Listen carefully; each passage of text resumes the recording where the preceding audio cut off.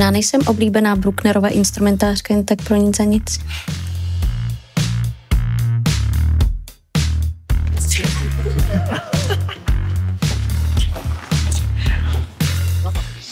Kamarádka mi doporučila nějakou svoji terapeutku. Terapeutku. No to je výborné. Další ženská, do které může hustit. A nejlépe blondýna, ještě za to zaplatíš. Děti odjeli na týden k tatínkovi a já jsem tam úplně sama. Nech mě tady, prosím. Filipe.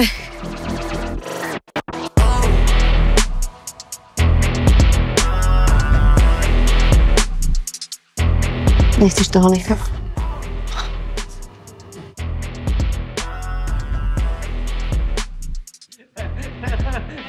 Přijdu ti trapná. Zpomal. Romano, zastav. Dej mě bejt. Já to myslím vážně, zastav. Dobře, promiň. Mohl bys prosím tě najít Dušana? Jak to jde nahoru? Ty jsem potom hodila do řeky.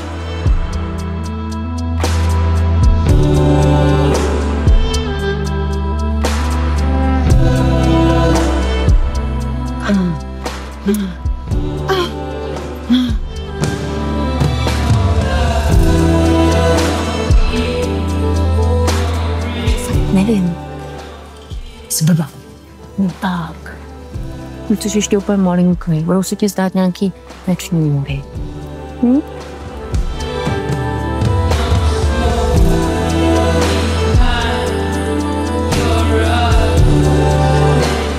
Prostě najednou zazvonila.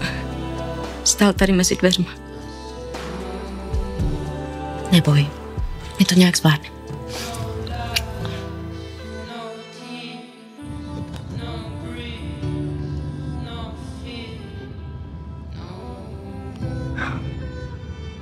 Děje se něco?